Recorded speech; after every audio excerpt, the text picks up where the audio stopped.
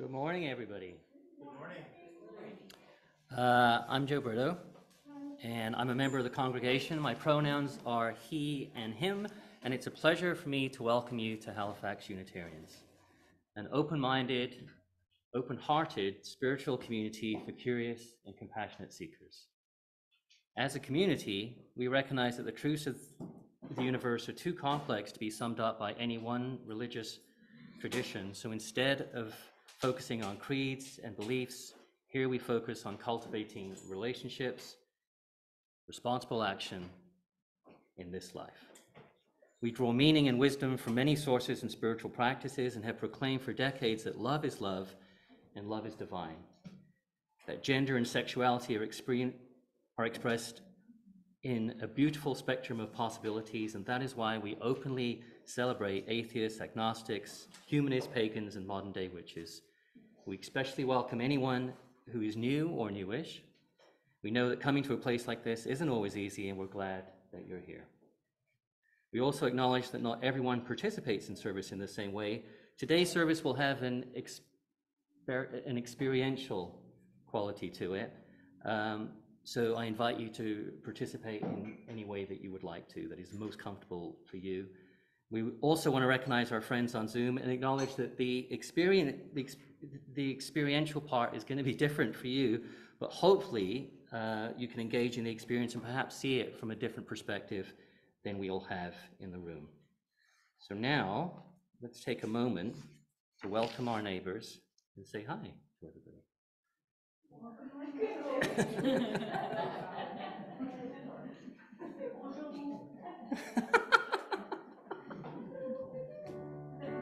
Okay, now that you welcomed your neighbors, let's welcome everyone here with song.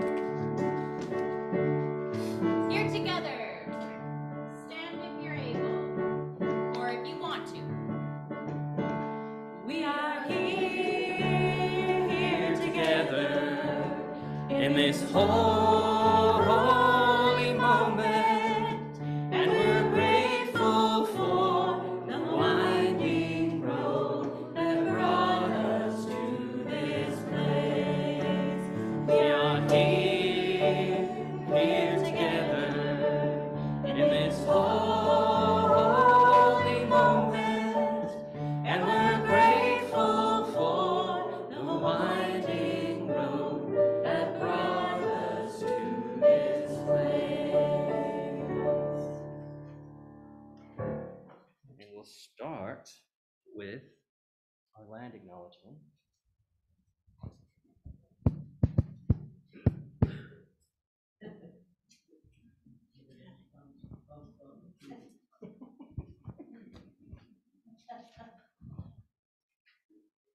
Even today, rose hips are gathered to make jelly, sparingly taken from off of birch trees.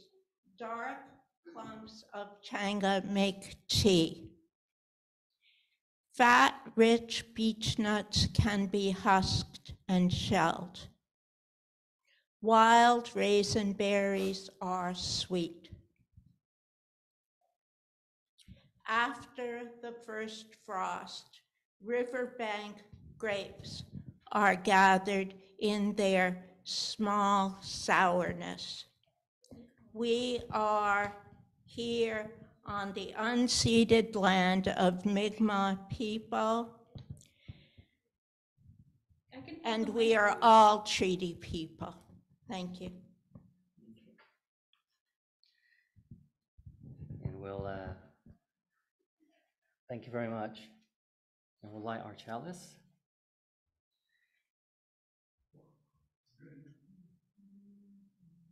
So this flame is a promise that in our short time on this earth, that we live intently and deeply with love for one another, with honesty and integrity, to be guided by rational thought and critical thinking, and with a sense of shared responsibility.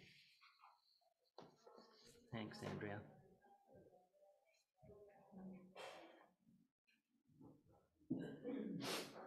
So as we kind of bring ourselves into the moment, I'd like to read kind of a poem by Victoria Weinstein. It's called The Church is a Body, but I've edited it to fit the community, perhaps. This community is a body. May this body breathe and come together in the spirit of hope. May it feel held by comfort. May those who seek consolation find it in the solace of this moment. This community is a body. It is as strong as all the people who have ever gathered within its walls. It is the power of all they dreamed and all that they have done. This community is a body. It is as vulnerable as the most newborn. It is ancient. It is always evolving. This community is a story.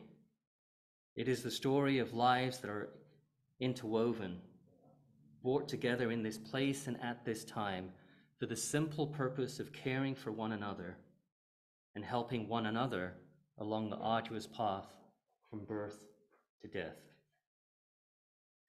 This community is a vision. It is a vision of unity amid diversity. It is a vision of reverence for all creation. It is a vision that beckons us beyond the concerns of our own skins. In the silence, may we abide as one body in the spirit of love and hope. This is the story and the vision of this community. And so for the simple purpose of caring for one another and helping one another along the arduous path from birth to death, let's take a moment to share our joys and sorrows and complex truths. Anybody would like to? I can bring a mic to you. And if you're on Zoom, let me know. If you're on Zoom, let Riley know.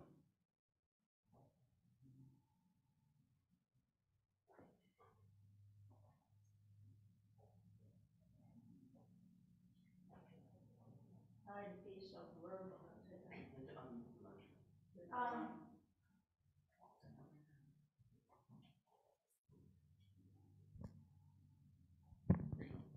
Okay. Sorry to be so verbal today. I was remembering this morning, because Nicholas won't be with me tonight. He's at HalCon, and they're all in their costumes. But I was remembering Halloweens of the past. There was one year when he dressed as Pugsley. And we had to tell every damn parent that he was dressed up in a costume. Now, there was one year that I remember because all the children knew who Nicholas was, but the parents didn't. And that was the first year that the Captain Underpants storybook came out. So that's what I remember. Now, last year, this time, John was still alive, and he was in the hospital. And there were 2 weeks where we couldn't see him because they closed it off to people because of COVID, right? But Halloween, we could see him. And Nicholas was going to be about his business in some costume or other. But he came with me to the hospital, and he asked if he could play some songs for John on his cell phone. I figured 2 or 3, sure. Well, this went on for almost an hour. And he just played all the songs he could remember that he had experienced at Christmas parties. At Halloween parties. And I remember that John really responded to the Beatles one. Is that a stone? Should we put that in? Two, I think 2 stones. Anybody else want to add anything?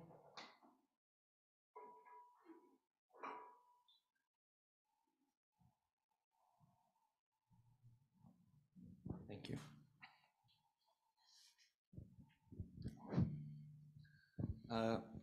At this Thursday night, a suicide attacker targeted a boxing club in the Shia Hazara minority group, where the Shia Hazara minority usually live in Kabul, Afghanistan.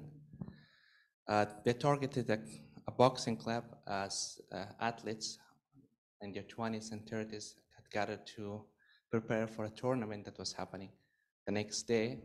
And I think we lost more than 18 lives there, and I knew 2 of them. They were relatives. We used to call each other cousins. And I wanted to share it here with you, and I wanted to say that despite the fact that I don't want to be ungrateful to all the convenience that I have here in Canada, but I do feel the survivor's guilt, and it's really real. It's difficult. Thank you.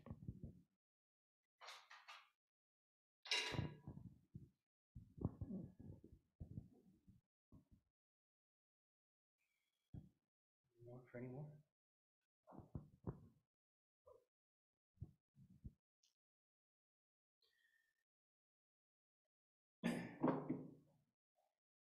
For the sorrows you all have, how hard you share, the joys of lightness, the complex truths that we hold in our hearts,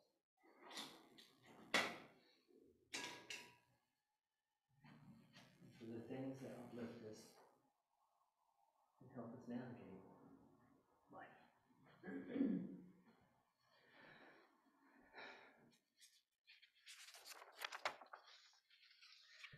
So as you may have guessed from the meditation, in today's service, I'd like to invite us to think about community and what it means to live in a real and practical way. And I'd like to think about that with a game, which is this one here. What I'd like us to do to start with is just play this game. I think we all know it, right? So it's tic-tac-toe, so 3 X's or 3... Oh. maybe I don't know. 3 X's or 3 O's in a... Exactly. And if you're on Zoom, so I know this is going to be harder for you, so if you're on Zoom, like you can't play unless you play with yourself, but what I would like you to do is to pay attention to what is going on in this room, because when we are done, I'm going to throw it to the people on Zoom and ask you what you've seen and what you've noticed. So just kind of have a look at what we're doing and see if anything comes up. So I have some paper here. And the point behind this paper is obviously to play tic-tac-toe. So if you can grab some and maybe send some around, that would be really helpful. Sure. Thanks, Andrea. So if you could just grab some. Thank you. Appreciate it. And if you have a pen, that's great. If you don't have a pen, they are here as well. So you're probably going to need about 3-4 sheets of paper and obviously a partner to play with. If you have a pen, that's great. If you don't have a pen, do you need a pen?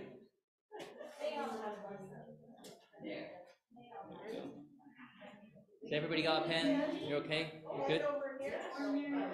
You need 2, right? 1 each? You guys have a pen? Okay. So if you're sorry. You need a few more. So thank you very much for helping. If you are sitting by yourself, you probably need to move over to somebody else so that you've got a partner to play with. Here's some more pens if anybody needs them.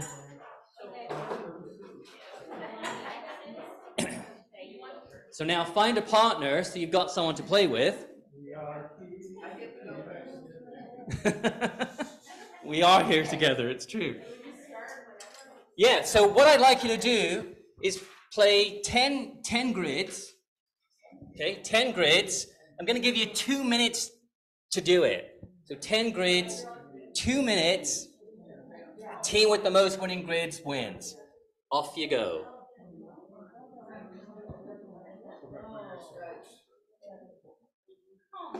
Here, I've got some here. So 10 grids, 2 minutes. If you're on Zoom, just kind of have a look at what we're doing here. See if you can figure out.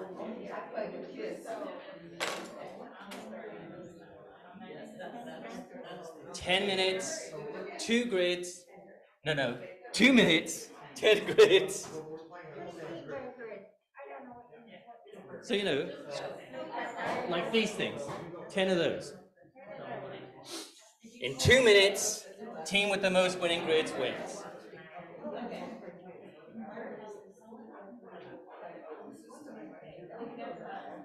Okay, we got about a minute left, you guys. 1 minute left. Team with the most winning grids wins. 10 minutes. No. 10 grids, 2 minutes. That's what we're going for.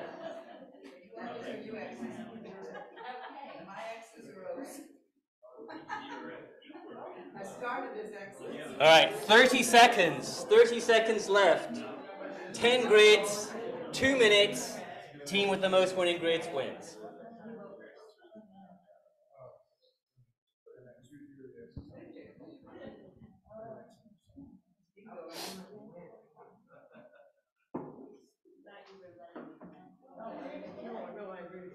All right, 30 seconds.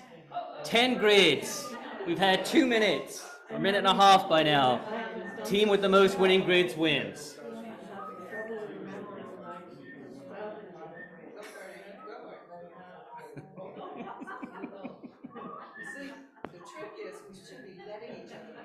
Okay. Thank you very much. So that's 2 minutes, roughly.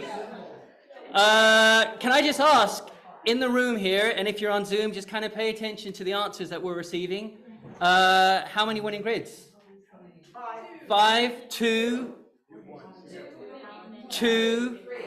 3, 5 even.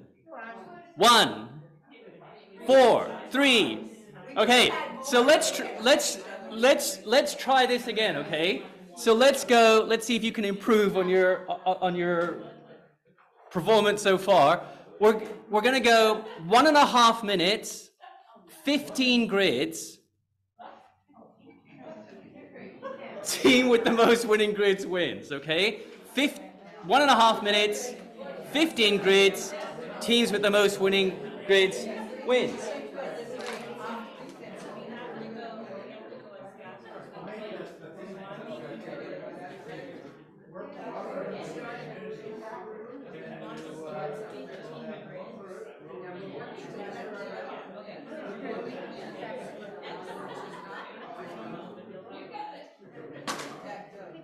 Okay, still 15 grids, 1.5 minutes left.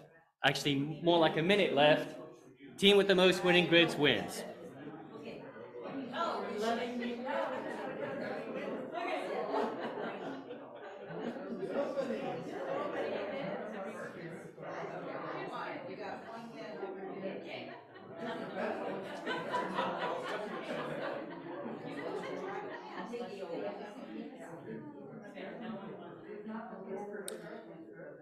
Okay, 30 seconds left, you guys. 30 seconds left. We're doing 15 grids, 1.5 minutes. Teams with the most winning grids wins. That's what we're looking for. 25 seconds left. 25 seconds. If you're on Zoom, just have a look at what's going on here. See if you can figure out what is happening.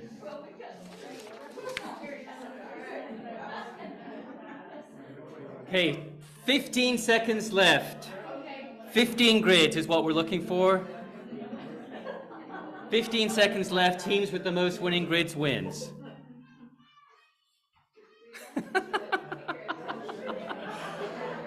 Okay, that is time. Thank you very much. Thank you very much. So, how many winning grids have we got? 2. 11. 7. 7. 7. 4. 1. What did we? 1? 1? Over here, what did you get? 2.5. Okay, you guys. So let's try this. Let's try this one more time. What did you get? I'm sorry? 6. Like how many 6. grids did we get? So last time, okay, last time you got 1 minute. You got 1 minute. 20 grids in 1 minute. Team with the most winning grids wins. 20 grids, 1 minute. Team with the most winning grids wins. 20 minutes, 1 minute. Team with the most winning grids wins. You should put that up here.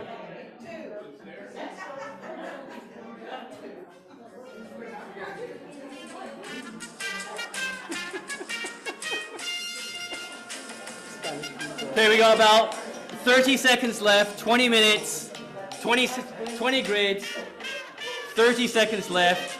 Team with the most winning grids wins.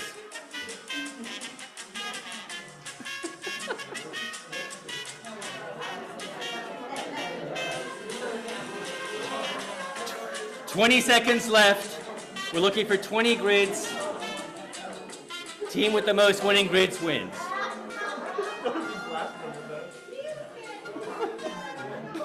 It's good. What time are we at? Okay, 10 seconds. 9, 8, 7, 6, 5, 4, 3, 2, 1. Okay. So I was saying that we would jump back to Zoom and we would see if the people on Zoom had any observations here. Before we do, how many grids did we get? How many winning grids? 1. 7. 2. 12. Sorry? 20. Hold on to 20. Sorry? 9. 4. Okay. So we have 120 and then everyone else roughly around the single digit numbers. So for the people on Zoom, do you have an observation on what was going on here? So I think we can hear, yeah, we can hear you on Zoom, so you just need to unmute yourself. Okay, hold on, you guys. Hold on. Thank you. Joe, I have a comment. Hey, go ahead. I have a comment, Joe. If you start and command the centerpiece, you can block it all. No, will never be a winning grid if you want to block it. What I see is cooperation. You see, in striving for a common goal. Okay, very, very good. Anybody else on Zoom? Yeah, yeah. I mean, that's. I think it was pretty clear that the only way to win is to throw away the normal rules and try and make sure somebody wins every time, which is very easy to do once you decide that's what you're doing. Yep. And it sounds like a lot of people didn't decide that. If they were still having only one, if they were still having only one win, that's because they were competing all the time and they were following the normal rules and they didn't sort of figure out that the way to get the most wins is to cooperate. Thank you very much, Brian. So, you guys, what did you do differently? Well, we didn't, full disclosure, we didn't actually do 20, but we figured out the pattern. Okay. We could win every time. Here, sorry. Who's going to do that? Just by playing the same pattern. Yeah, we just played the same pattern and got as many as we could. We didn't actually get 20, but we know we could have. Okay. So that's kind of what Brian was saying there. That the trick of the game, if you like, can we have the? Sorry, Riley. There's lots and stuff that's going on for Riley right now because I've got lots of different components going on. But you're quite right, as Brian said, I think, and Scott said too, that The trick of the game, if you like, is to recognize that there are rules of this, that rules that have been going on for a really, really, really long time, and that we're consciously not going to follow those rules. Because one of the things that I said is that I said it's 20 grids, 1 minute, and then I said the team with the most winning grids wins. So it really depends on who do you consider the team to be. To me, this is an example of enterprise thinking. Because what enterprise thinking is us deciding consciously what is the enterprise. If you haven't come across the idea, enterprise thinking is this. That's the definition of it. But what we're really talking about is we work in the best interest of whatever we think the enterprise is, whatever it is. So if you've ever met someone who is like perhaps they're, perhaps even you, that you were single or you had like you were a couple and then you had children and now all of a sudden the children become the most important thing, it's because you think the children or your family is the enterprise. When you used to work, for those of us who do work, sometimes we think the enterprise is our team, not the entire business. But then there are some people who think of the enterprise as something bigger, something wider than that. Martin Luther King thought of the enterprise as being the civil rights movement. Gandhi thought of the enterprise as being India. Greta Thunberg thinks of the enterprise as being the world. Whatever we think the enterprise is, that's what we work in the best interests of. So I've been in this community for really not that long, since January. I'm one of your newest members. And in the time that I've been here in our community, I've seen that enterprise thinking can sometimes be difficult. It can be hard. It can be really, really positive, but also it can be problematic. And here I've seen that sometimes we have some people who think the enterprise is fellowship. Some people who think it's RE for children, RE for adults, social justice, a name. And when we view the community through that lens, those ideas become our cherished ideas. Those ideas become the ideas that we defend. Those ideas become the things that we feel that we need to get the community as a whole to be interested in. But what if the community were all those things and much more? What if community, what we're doing here, is a chance to build something together and to practice a way of living based on compassion, of giving of our time, of letting go of cherished ideas so that we can build something, in the words of Victoria Weinstein, is a vision of unity amid diversity. A vision that beckons us beyond the concerns of our own skins. And it's harder to do in times of transition. So, has anybody seen this thing before? Obviously it's a curve. You've all seen a curve before. But this particular curve is called a sigmoid curve. It's been going for a really, really long time. Actually, it was first popularized by Malthus in 1798, and he used it to describe population growth, or population decline, to be more precise. And it was also used by Darwin in his theory of evolution.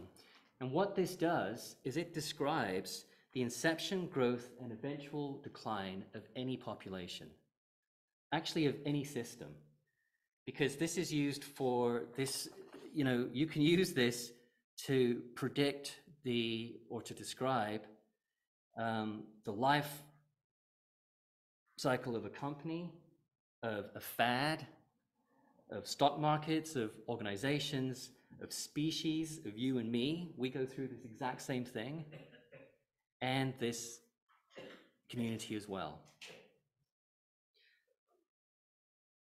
A useful way to think about the sigmoid curve is that it helps us to identify the stage to transition from one curve to another, because obviously we don't want to decline, but we want to move somewhere else. And the way that the sigmoid curve has been used is to think about when do we make that transition. And this bit here, this is the ideal place, right? This is the place where people like Apple and places like that, they look at this curve and they think, well, where is the point that we are at the highest, just before we're at the highest peak? That's when we'll release the new iPhone. So they don't wait for the decline. They go just before the peak, and then they start to promote new ideas, new things, new ways of doing things. But this is called the ideal for a very specific reason, because it's the ideal. And most of the time, when somebody starts to think about a person, a community, a company, starts to think about when do we make this change, it's when they're already on the decline. You can think about this in terms of like churches in general, right? Not here, but just everywhere. There is a decline that is going on, and lots of churches are beginning to rethink about what they do and how they do it and how they want to do it. What makes enterprise thinking difficult when it's time to evolve is the tendency to move back,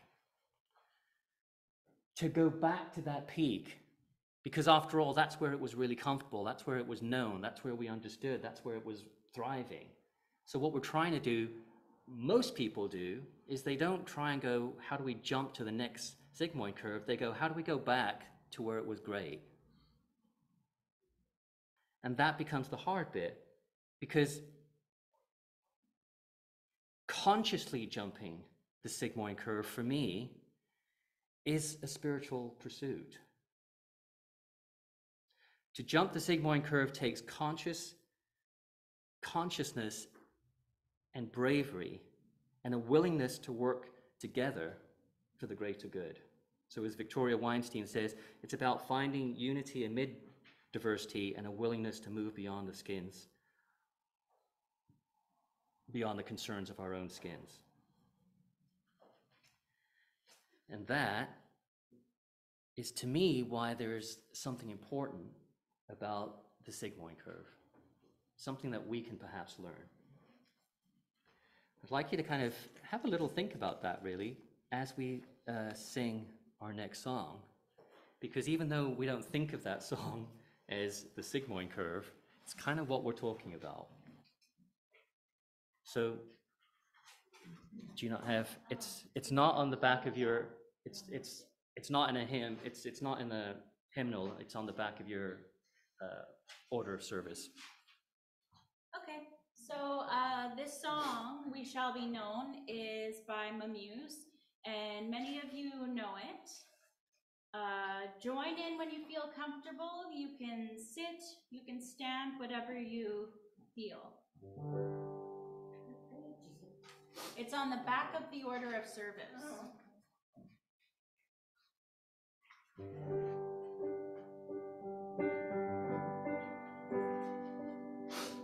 We shall be known by the company we keep, by the ones who circle round to tend these fires. We shall be known by the ones who sow and reap the seeds that change a life from deep within the earth.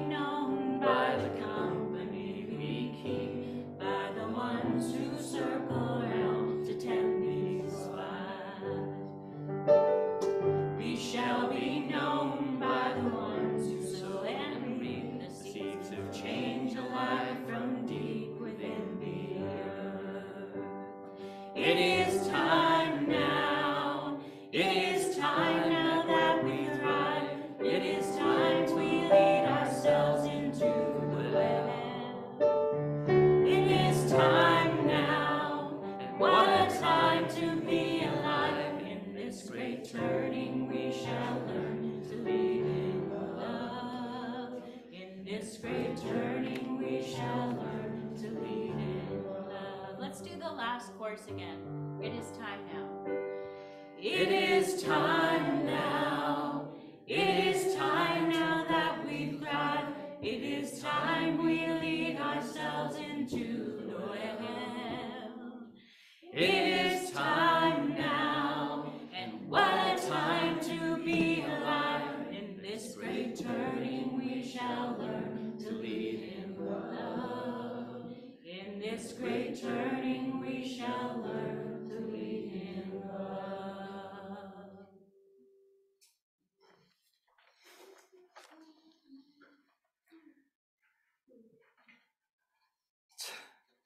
So I really love that song.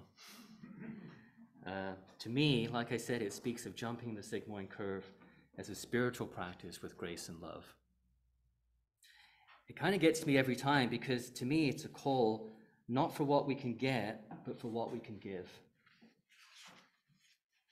And what I'd like to do in just a little is to kind of run through that song and to kind of let those words kind of wash over us.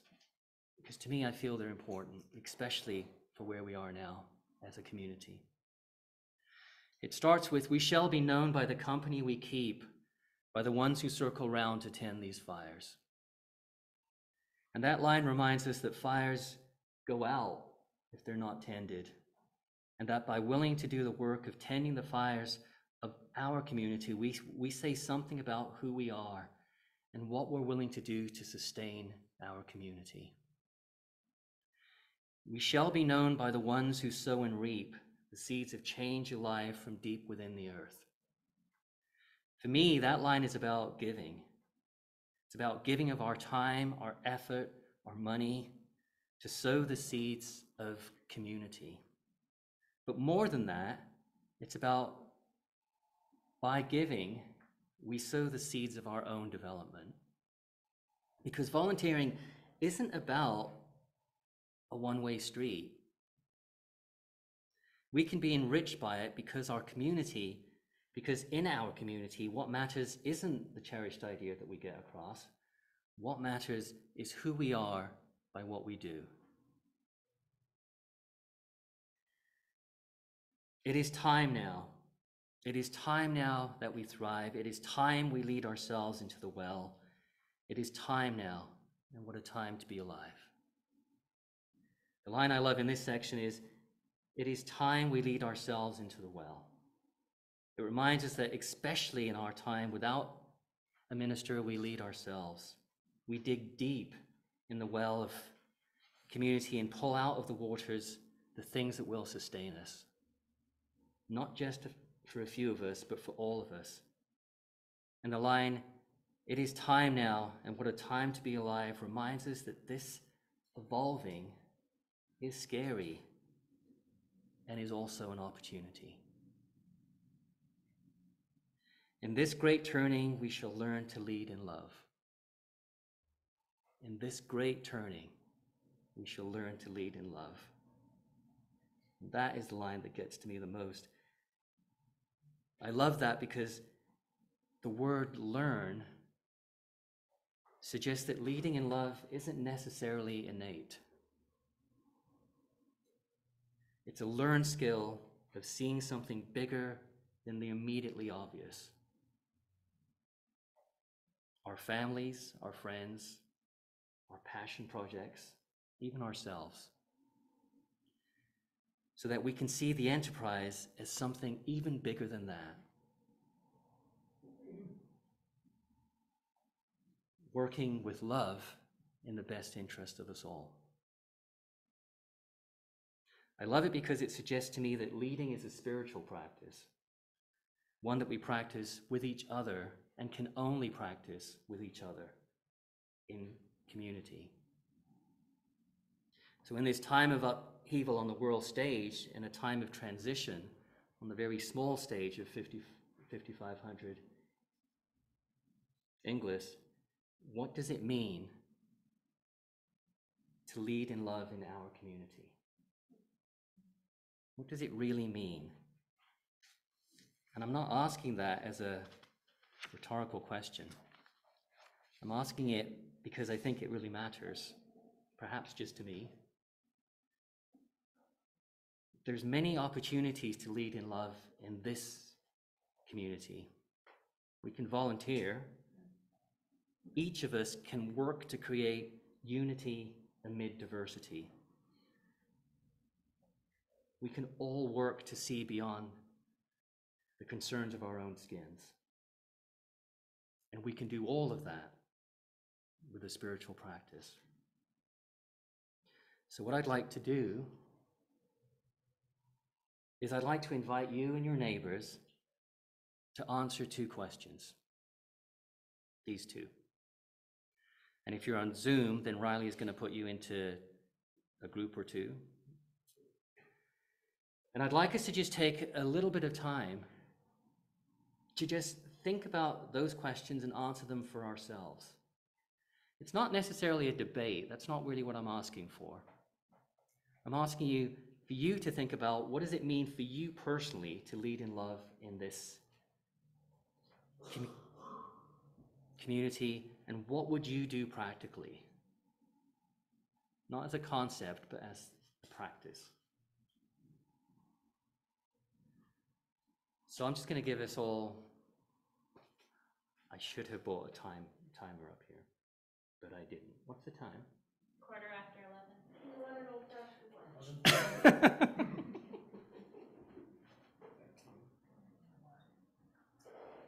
Okay, fancy watch.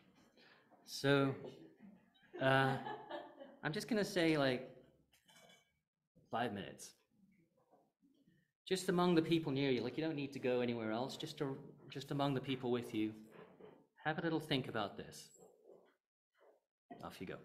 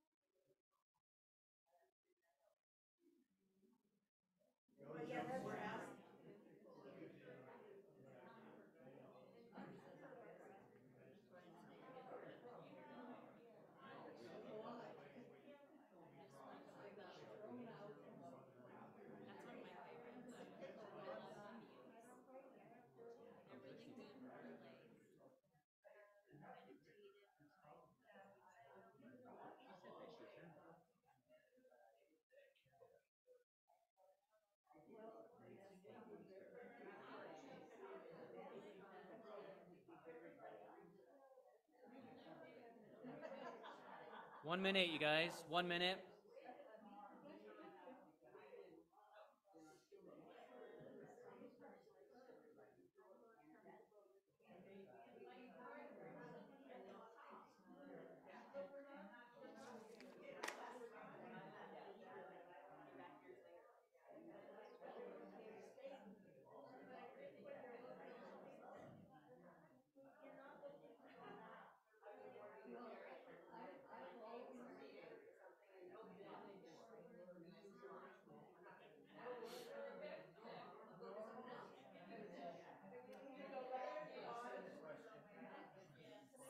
Thirty seconds.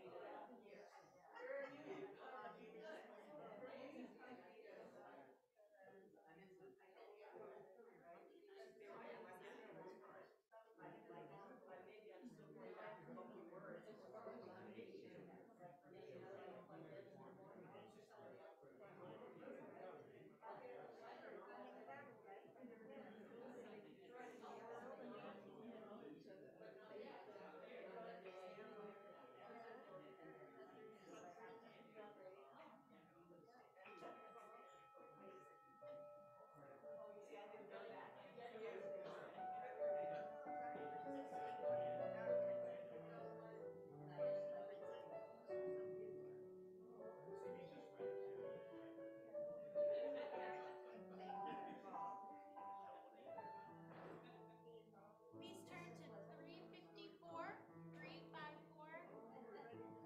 We laugh, we cry.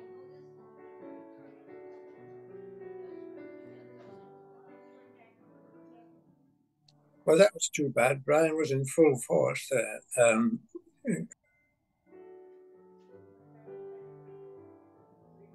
All right, don't worry about it.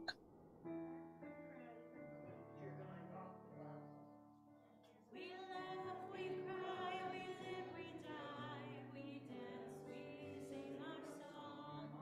We need to feel there's something here to which we can belong. We need to feel the freedom just to have some time alone. But most of all, we need close friends we can call our very own. And we believe in life and in the strength of love. And we have found the need to be together. We have our hearts to give. We have our thoughts to receive. And we believe that sharing is the answer. Verse 4, we seek elusive answers to the questions of this life. We seek to put an end to all the waste of human strife. We search with truth, equality, and blessed peace of mind. And then we come together here to make sense of what we find. And we believe in life and in the strength of love. And we have found a joy being together. We have our search for peace. May we finally see, even to question, truly is in us.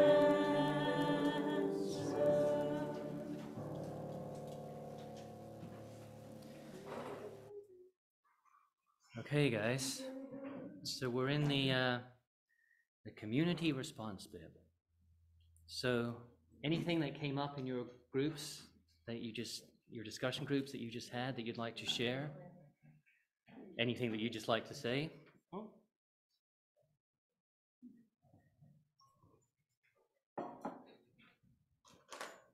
One of the things, sit down. One of the things that we talked about a bit was how challenging it is for us to encourage people to be involved without inducing any kind of guilt or shame when they're just unable to for one way or another. So it's a challenge.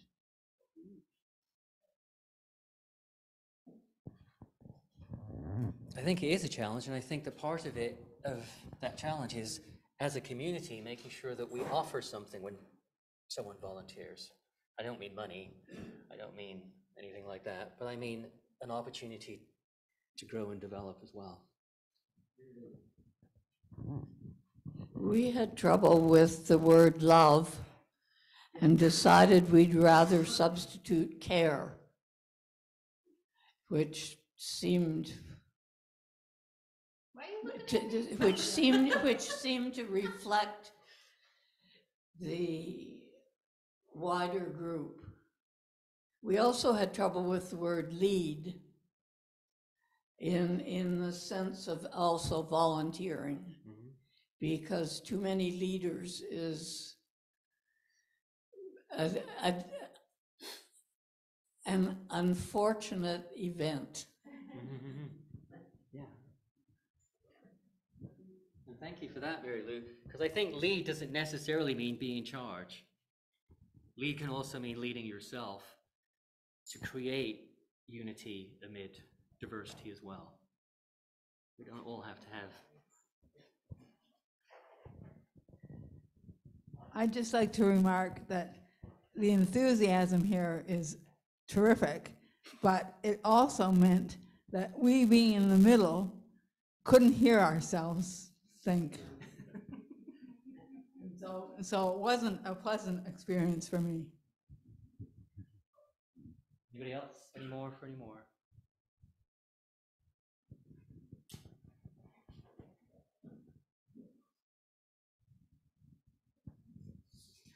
We talked here about the range of ages in our group and how the older ones feel that it's a good point to stand back, to not just always bringing in, what we used to do and how we did it, and this is the way it should be ideas. But also, as the older people, I was thinking we need to make sure we support newer people coming in and new ideas, and to be able to encourage change that's coming. Any more? Is there anybody on Zoom want to say anything?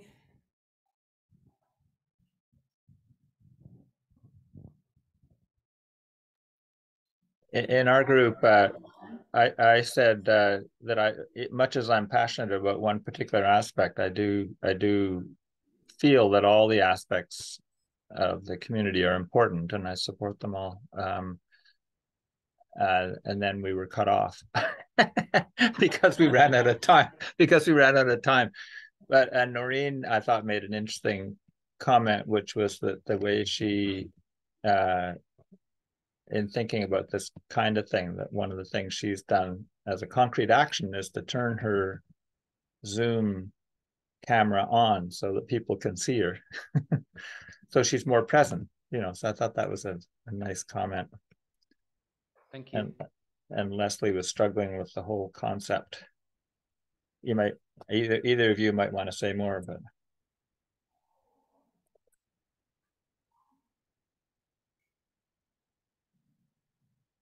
Okay, thank you very much.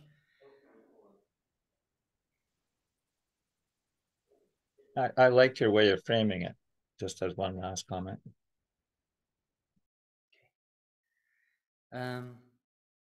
We have announcements. I think one is that there's going to be an SAGM right after this. Without guilting or shaming at all, I want to give you the opportunity to lead in love and feed each other. Next Sunday, after the kickoff service, we will have a canvas kickoff lunch. Soup, salads, and sweets. There's a sign-up sheet over the mantelpiece. Please join us, eat and bring.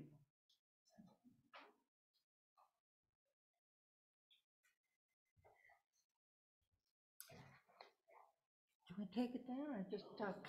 Just talk. We can just talk like Just that. talk. I noticed very quickly this morning that the newsletter, which just came out this morning, says that daylight saving time ends on the 12th. And my computer and my calendar says it ends this coming weekend on the 4th, 5th. And there's already a correction email from Etta asking me to send it out right after the service. Oh, okay, great. Yeah, I did, yeah, okay. Yeah, I have the same problem. Yes, we should. Sorry, wait, AGM today, nobody's allowed to leave, no. The Zoom people as well. We will, I don't have my watch because I gave my watch away. Oh, there's my watch. Yeah, we're good. We should be able to convene at noon. How about earlier? Yeah. 1:45. Can we? Okay. Noon, because we need to let people visit the facilities and we need to set up, and noon is good, okay? We're not quite done the service. Well excited. So an offer tray, we need somebody, could somebody pull those, take those around? The offer tray thing? And obviously your value to the community isn't based on how much you contribute or even that you contribute. But if you'd like to add anything, then feel free to.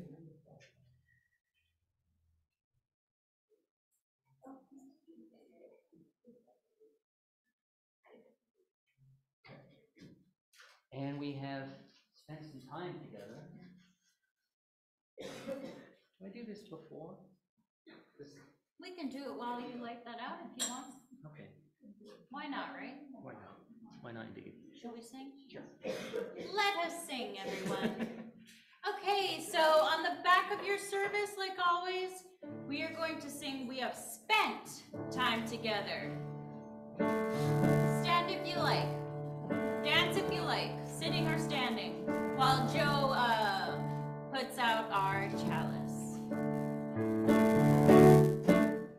We have spent time together, and this holy moment give us strength to go down the winding road until we meet again.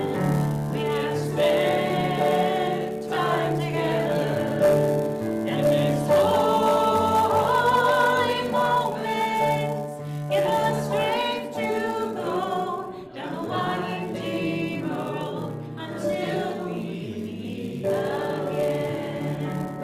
And my prayer for you is a peace that's true until we meet again.